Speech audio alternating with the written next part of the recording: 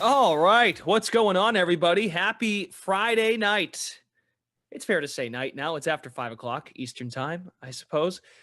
I'm always, you notice that with me. I'm so curious about times and how to go about. You love time, man. Yeah, it's just, well, I don't know. We start the show in the 5 o'clock hour and we end by 6. So I'm just trying to give people an understanding. Yeah, here we are coming on, talking some football. Week 1 underway. Thanks to Rams Bills last night. An absolute whooping dealt by the Buffalo Bills last night on the road in Los Angeles. Brendan Glasheen, your host today. I got some takes as well every once in a while. Matt LaMarca. Matt LaMarca's here too, who joins us from his lair. And LaMarca will also provide analysis. We're going to talk a lot of football today because it's our last chance during the week. Before Sunday, we have the Sweat airing on Sunday morning at 11 a.m. Eastern time.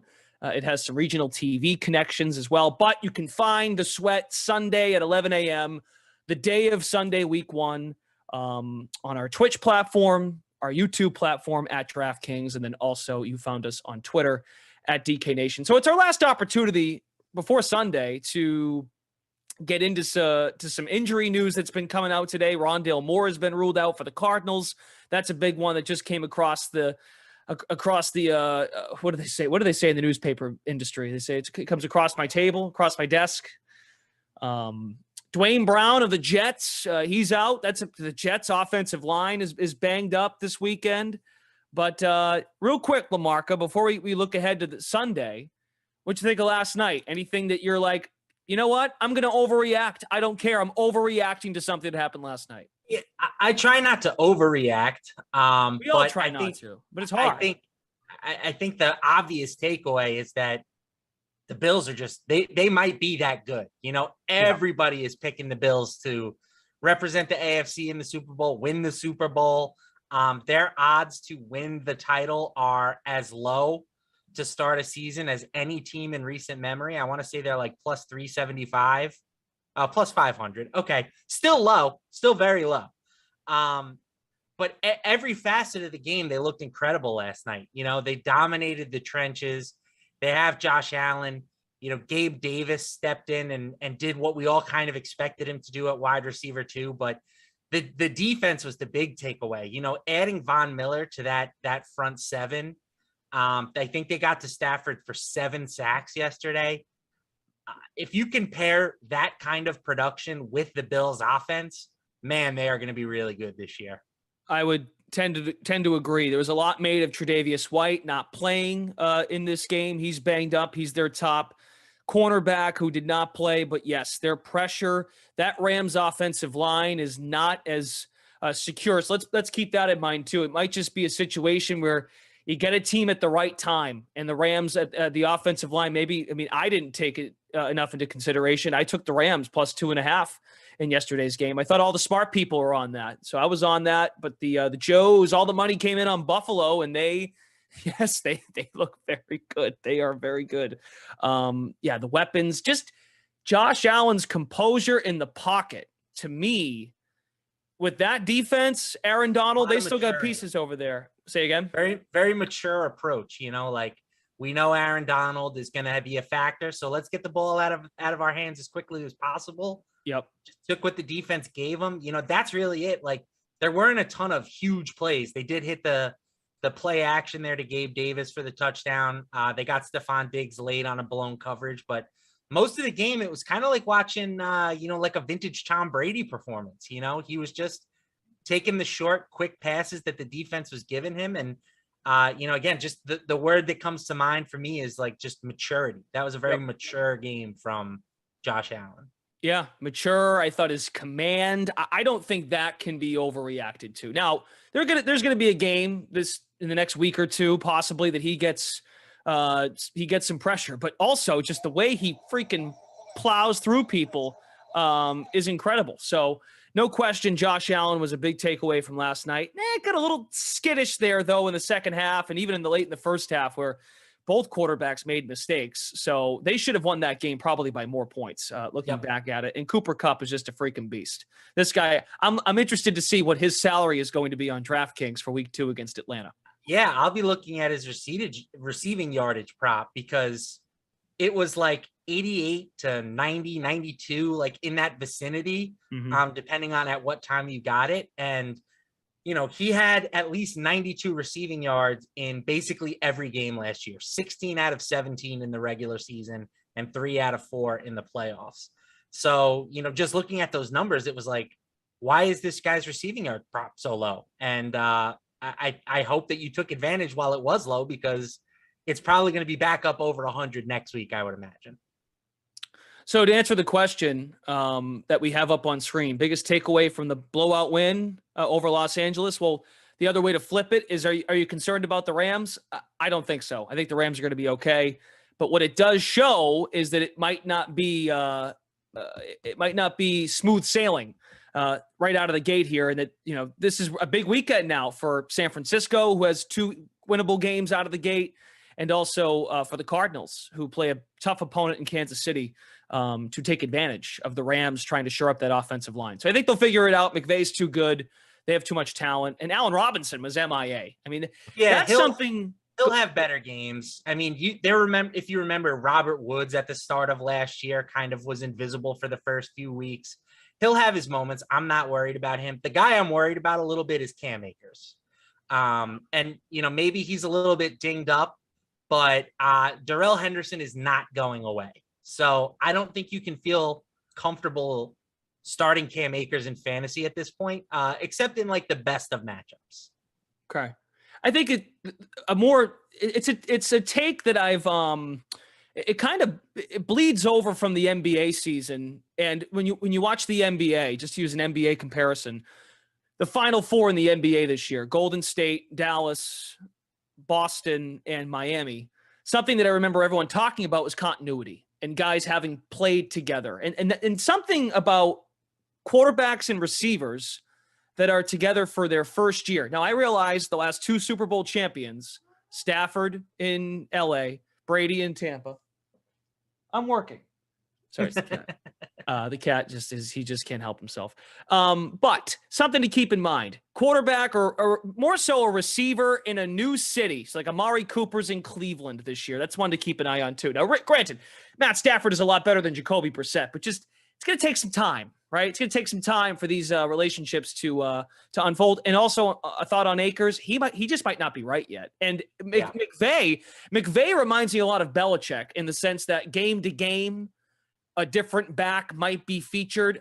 Remember Jonas Gray years ago? He ran for 200 yards against Indy. Like, just that's an example I always keep in mind. Like, Belichick schemes it up game to game. So perhaps Akers has some hype coming in. He's fine, but he only gets 3 carries, and Henderson's the lead back. So I think it's a game to game thing too. So,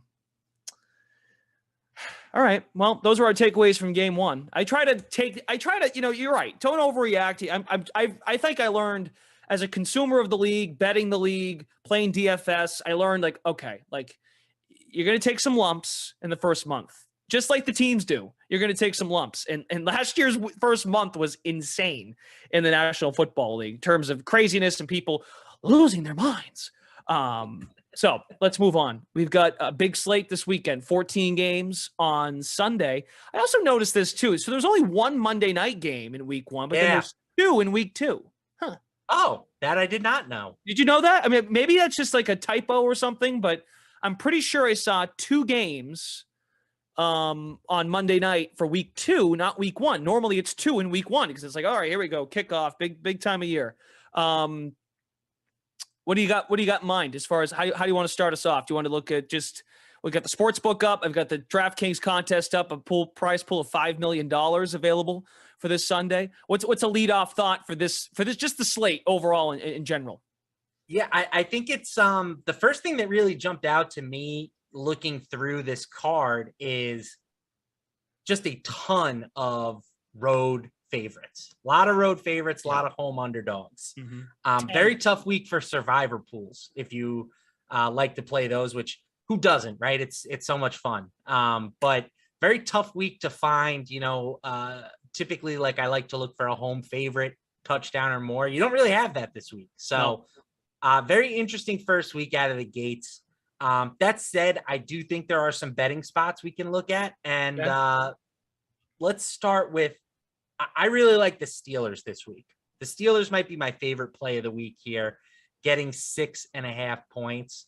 I know that the Bengals made the Super Bowl last year, right? Joe Burrow is now everybody's favorite quarterback. He's like a sexy MVP pick this season in his third year. And they should be better, right? They improved their offensive line a good bit, I think, in the offseason. But I think that run by the Bengals kind of, it's not an accurate representation of how good the Bengals were as a team last year. They were pretty average. And they gave up 9 sacks in the playoffs to the Titans, right?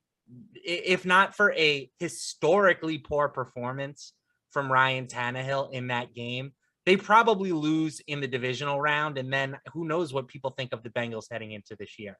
The Steelers, while they have some questions, the one thing that we expect them to do is get after the quarterback, right? They've got TJ Watt, 22.5 sacks last year. They were second in the league in adjusted sack rate. So we're going to find out real quick how much better this Bengals offensive line really is.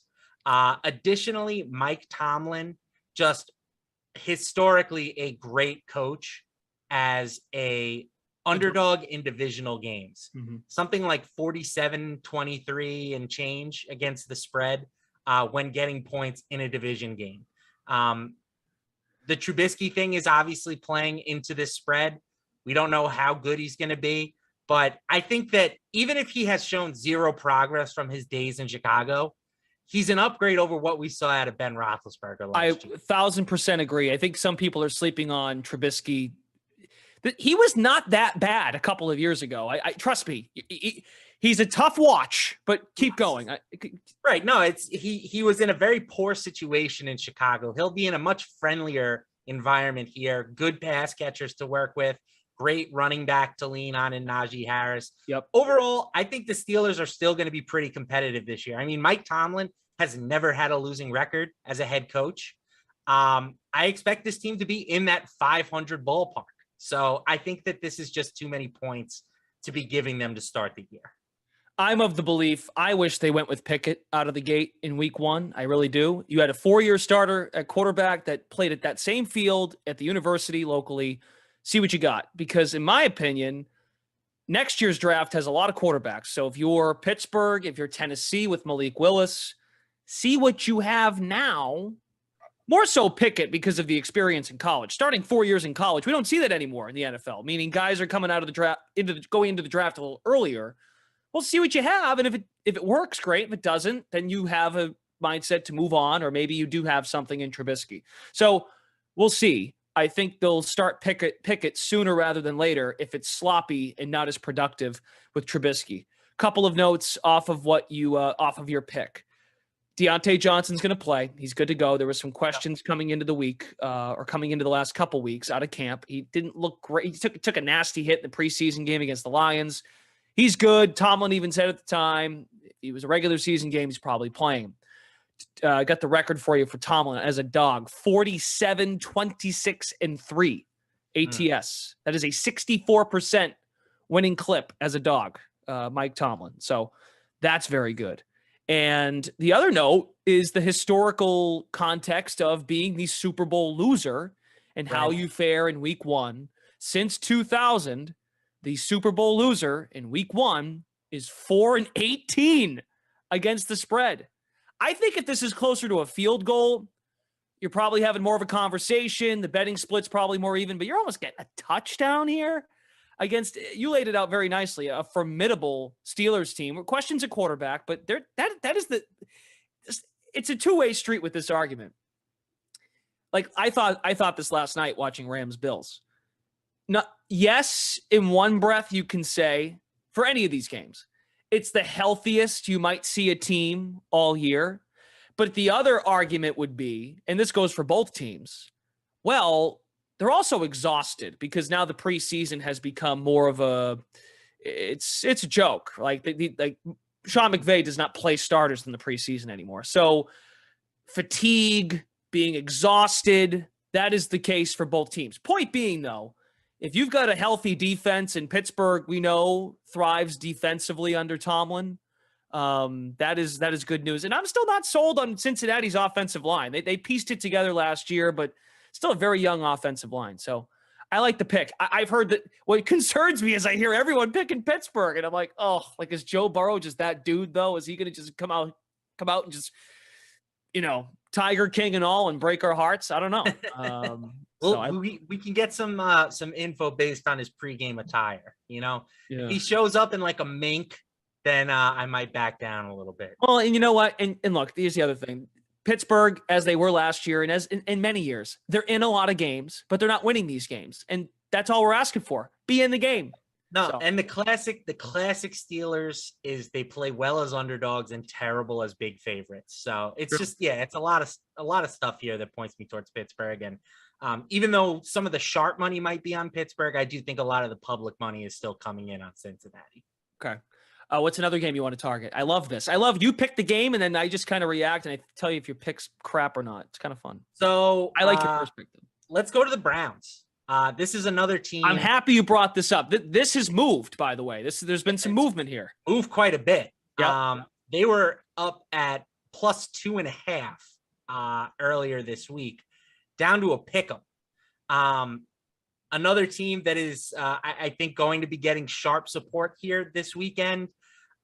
Baker Mayfield, it's the revenge spot, right? That's kind of what's getting all the narrative. But this Browns defense is very good.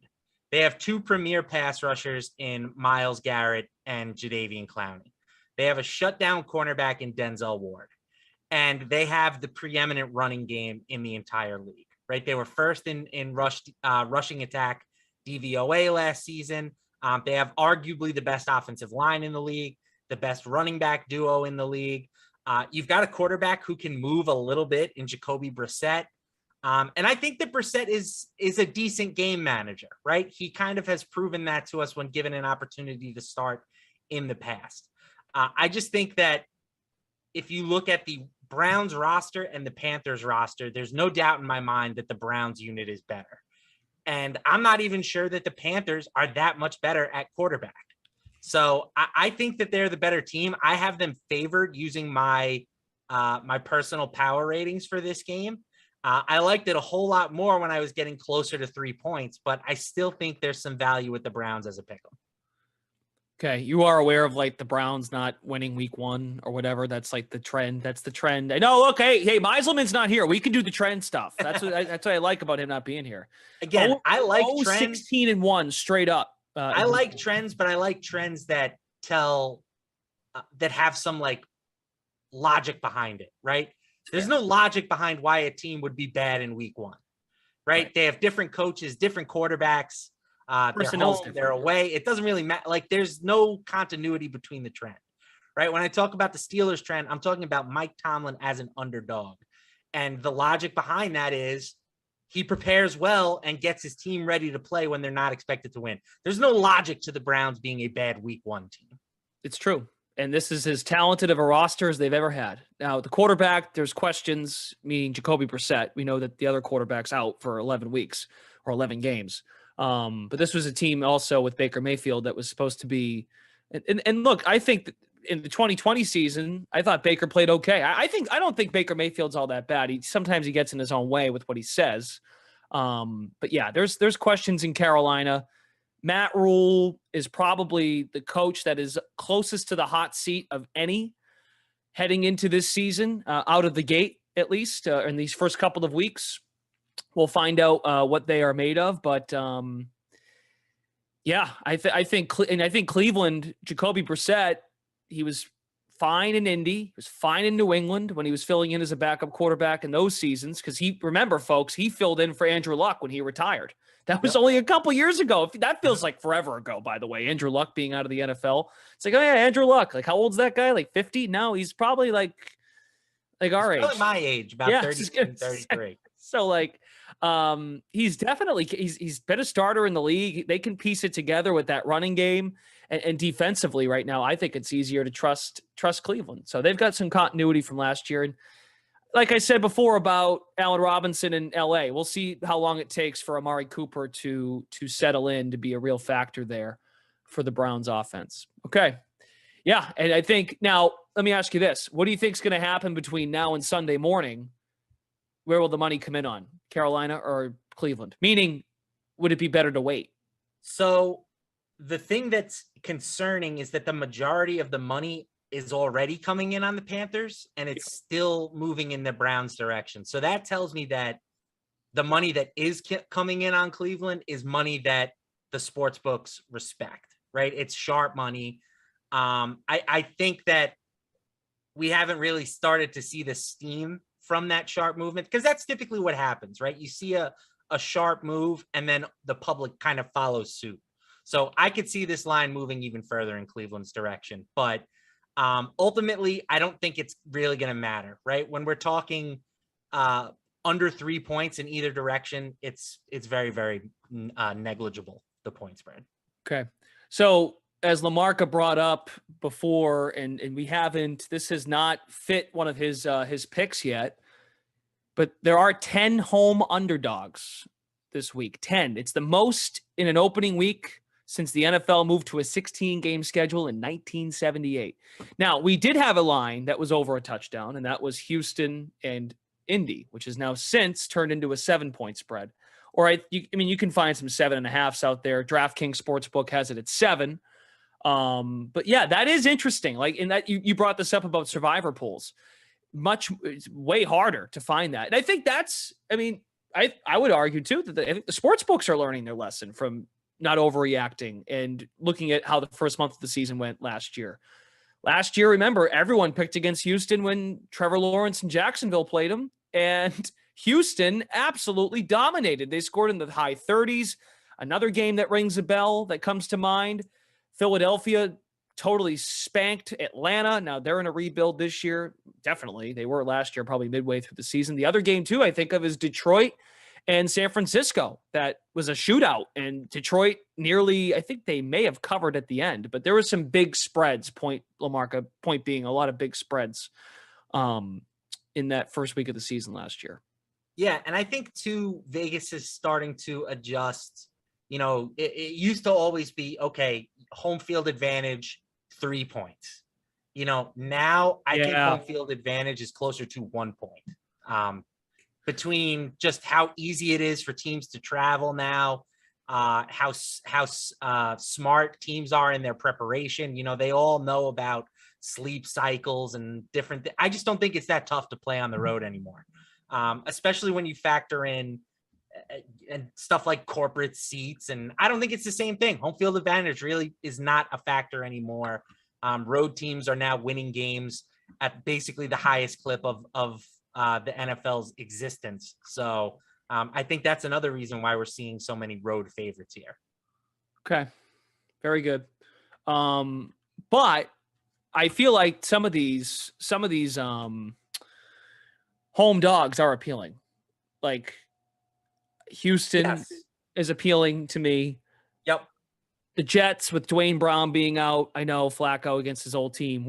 I don't necessarily think that's a spot. I like the Eagles against the Lions. I know it's not a cool take because of Hard Knocks and Dan Campbell and kneecaps. I get it, but let's not go. I think the Eagles are going to be pretty good this year. And I hate saying that because I have a lot of friends from Philly and they're so annoying. Even the Giants, the Titans have a lot of questions. I know that I'm trying not to disrespect the Titans. I realized they were the number 1 seed in the AFC last year, but they lose their top receiver. They just lost the dude that went to BC, Landry, Harold Landry. He's out for the season. It's like, yeah, we say all that, and I'm like, yeah, some of these home dogs, though, I think some of these road favorites are getting a little too much respect in some of these spots. Yeah, for sure. I'll throw the Vikings in there too. I think the Vikings are a home dog and we're talking about a point, so it's not like they're massive home underdogs, but they're a team that's really interesting. To me, at least, the Packers, right? We're going to learn a lot about that Aaron Rodgers, I think, this week. No Devontae Adams. Alan but Lazard. they played well without him. You've seen that stat, right? He has not lost a game when Adams doesn't play. But this is it's different when it's a 1 week fill-in. They have to completely revamp their offense now. And Alan Lazard, who hasn't practiced this week, probably not going to play either. So we're talking about a receiving core of Sammy Watkins, Randall Cobb, Romeo Dubes. And if anybody can make that work, it is Aaron Rodgers, especially with the backs that he has at his disposal. Aaron Jones, A.J. Dillon, both guys will be involved very heavily, I'd imagine. But the Vikings offense can put some points up too. You know, they've got one of the best receiver duos in the league. Kirk Cousins, perennially undervalued in fantasy drafts. Dalvin Cook is healthy for now. So I think that I think the Vikings, it wouldn't shock me if they pulled off a little upset here. Adam Thielen missed some time last year, and I don't think this can be overstated. Kirk Cousins has an offensive coach the first time in his career. You got the feeling too that him and Zimmer weren't totally in sync because Zimmer was he's so defense oriented, and I'm not saying Kirk Cousins is anything really special, but they did protect him. So limitations for sure, but I think Cousins puts up pretty good. Like you said, you're talking fantasy, puts up pretty good numbers. But yeah, I think one thing that we can learn also, maybe not in week 1, but in the first month, and maybe it's too late because he's getting older, but Aaron Rodgers is probably going to find out with that division that he has to play against. Oh, if I wasn't so Devontae dependent, I'm actually pretty good. I can hit the open receiver, move the chains, and call me crazy. I think he becomes more likable. Like, I think he would pout. Like last year's game when they played Arizona, I can't remember if the Cardinals were undefeated going in and the Packers beat them for the first time. They were 7-0 against the Packers. Yep. All week, just pouty. We'll see what it looks like. We'll see who steps up. And it's like, and then he goes out and does it. And I'm like, this guy, he talks down the whole group. But then when he goes out and actually plays, it's like, see, you're pretty good, man. Like, you're actually really good at this. So if you just stop whining, you're pretty good when you don't have your number one guy. The safety blanket of Adams, it might own. Now, look, the secondary options are great. Like Randall Cobb, Sammy Watkins, as you laid out there. Week 1 stud, Sammy Watkins. Yeah, no kidding, right? Yeah. Get Sammy Watkins in your lineups now, week 1, or get your anytime touchdown bets on him because that's when he shines, and that's about it. Then you never see him again. The only game he's healthy all year. Yeah, no kidding. So, yeah, that thing on Aaron Rodgers, and he could very well do so. I also think the Vikings I thought they were a good look at winning that division this year. Because Green Bay, Green Bay offensively has more questions, but they're going to be different. But I don't think they're not. I mean, Adams is really good, but I think when you have a great quarterback like Aaron Rodgers, you tend to make it work. So, yeah. I mean, as I've said before there was Devontae Adams, there was Jordy Nelson, there was Javon Walker, there was, James Jones. Rodgers has done it his whole career, turning guys that aren't expected to be stars into stars. So I'm not overly worried about the Packers from a season-long perspective, but I do think that, just no Lazard, it is taking away kind of the one guy that he really has played with for the past few seasons. Sure. Lazard is out. Is that final? He hasn't practiced all week. Okay. I don't know if they have officially ruled him out, but doubtful. I think it's very unlikely that he plays. Well, that's not good. That's a big miss because we talk about continuity. Right. I know Randall Cobb and him have a relate, but like Cobb didn't do anything last year. Cobb's pretty dusty. He's just there to give Aaron a friend. Hey man, you want to go play like Call of Duty or something? There I am here. That's pretty much it. The Joe Rogan podcast. Yeah. Hey, Randall, you got my mic for me and you got my headphones. Yeah. Here you go, Aaron. Thanks for having me back. Thanks for giving me a job this year. I mean, and there you go. There are their receivers right now. I've got them up here on the DFS slate. Ugh, Amari Rodgers out of Clemson. We'll see if they get anything out of that pick. But yeah, this Watson fella though, he's 5,100. That's a pretty steep price for Christian Watson. Yeah, and I don't think he's really all that established in the rotation at this point. I would much rather go with Dubes. Go with the Duber. Okay. The flat min. Well, and speaking of Alan Lazard, real quick, and then I'll the other thing. Remember Lazard's breakout game? It was Monday Night Football. I forget how many years ago it was, but that's when Alan Lazard, and he's got a cool name, Lazard. That's a really Lazard King, I like to call him. The Lazard King. Yeah, we were doing that stuff on the Madden Sims, but Lazard has his breakout night, and it might have been another game where Adams wasn't available, whatever.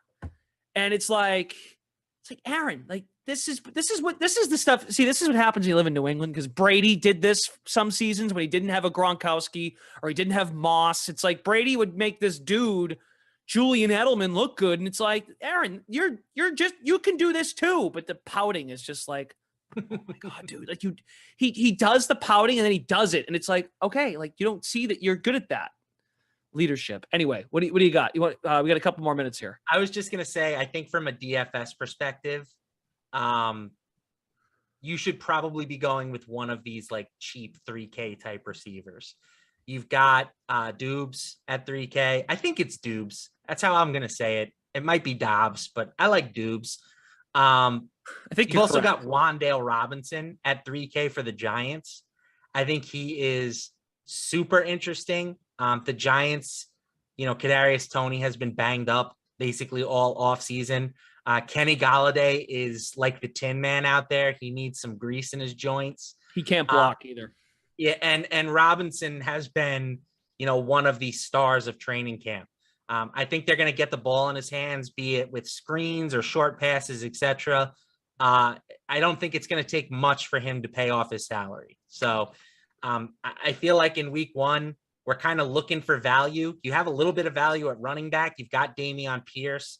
Maybe we've got Mike Davis if J.K. Dobbins doesn't suit up. But for me right now, the best sources of value are those like low 3K type receivers. Okay, good stuff. What else? We got a couple more minutes here. So any other suggestions for classic lineups that you feel strongly about?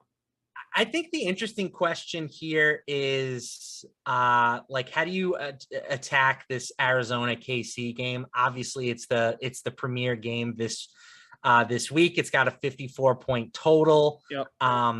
The spread has moved pretty massively in the Chiefs' favor, but people forget that before Kyler Murray got hurt last year, as we talked about, they were like the best team in football, and Kyler Murray was the leading MVP candidate. He was electric those first 7 weeks. And, presumably he's healthy at the moment, right?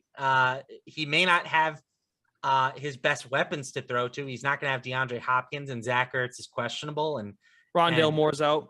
Right. Rondale is out. So that obviously hurts him a bit. But this game is really intriguing. Like, how do you attack it in a contrarian way, I think is a question that a lot of people are going to be asking themselves. But I almost think that I like this Raiders-Chargers game even more. The total is slightly lower. It's 52.5. Mm-hmm. But these teams combined for massive points in week 18 last season.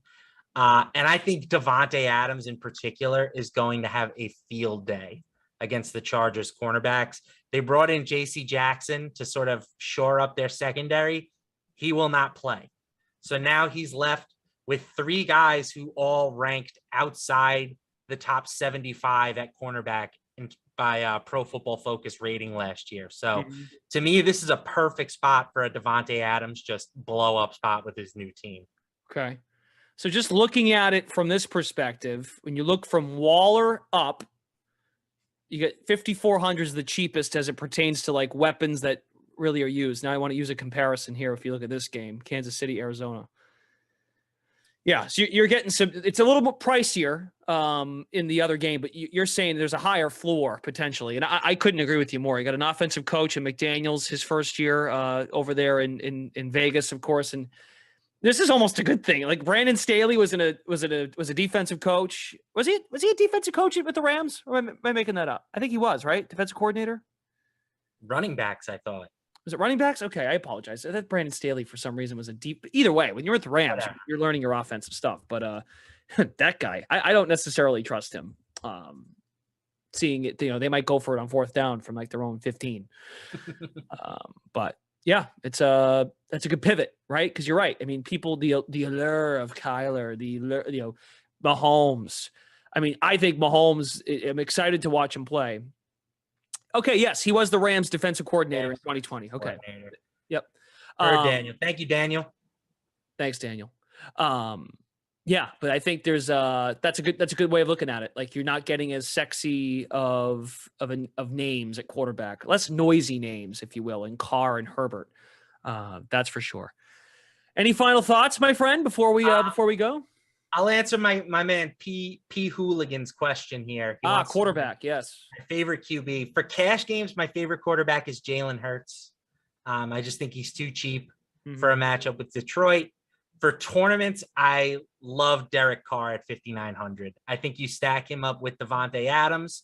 You run it back with a piece or two from the Chargers. That's kind of my approach at the moment. That's how I'm building, a good chunk of my tournament teams for week 1. Where is Jalen Hurts on this list? He's 6,800. Okay. All right. So he's still pretty cheap though. I mean, he's the first quarterback that dips under 7K. Yeah, what is he, 6th most expensive? But I think if you're just going off of like projections, he's probably closer to like 3 or 4. So he was good against them last year. They won 44-6 against that Lions defense. And I know man. It's the great equalizer in fantasy football, because he wasn't even that good last year and he had a great fantasy season. So if you give him a little bit of progression with his arm, he could be, a lot of people have predicted him to finish as like a top 5 or 6 fantasy quarterback this season. I think that's very well within the realm of possibility. And I'm going to be consistent here. I'm curious what it looks like with A.J. Brown in his first game. See, Derek Carr and Devontae Adams played together in college. There is some familiarity there. So that is an exception. That's going to be on your bingo card on Sunday. Yeah, they played together at Fresno State, kid. Shower narrative, kid. Yeah. But with if A.J. Brown, but they've got Smith back, their first round receiver, and they've also got Dallas Goedert. Yep. So I feel good about that too. Because we're still trying, and we say this about Lamar a lot, the development of his passing ability is important for the Eagles to take that next step. They were a playoff team last year. They're now trying to win their division and take steps. So great game to start yourself off with. That's for sure. Absolutely. All right, man. Well, hey, this was fun. Good stuff. I know look, it's a big slate. We can't hit every game, but I think it's good to get on stuff that's actionable or that you're going to be on. So, yep. And then of course you can tune in on Sunday. I won't be on the sweat. I'll be busy behind the news desk, but they'll touch on everything right before kickoff for you guys. Is that your news desk? It's my news desk, bro. Okay. I run the ship. All right. That's entirely not true. If any of my bosses are listening, I'm just doing it for clout. We'll just call you the boss at 5:56 on Friday, September 9th, and we'll just leave it for that 1 minute. He is Matt LaMarca. You can find him over at DK Nation, over on the Playbook. He does a great job covering a bunch of sports, but yes, he is all NFL these days. And again, as he said, check out the Sweat Sunday at 11. I think, are they starting at 11? I don't know. That is a good question. It might be 11:30. It might be 90 minutes, starting at 11:30, going up until 1 for kickoff on Sunday. So same platforms, Twitch, YouTube, and also over on the DraftKings Twitter, DK Nation Twitter account. So yes, 11 a.m. So it's a 2-hour show. Love it. Thank you, Daniel. Thanks, Daniel. Very good. Thanks to Eamon as well. For LaMarca, Brendan Glasheen, everyone have a great weekend. Be safe. Enjoy the football. Have some fun. Be smart. And we'll talk to you next week. Enjoy the games. Good luck, everybody. Go Sun.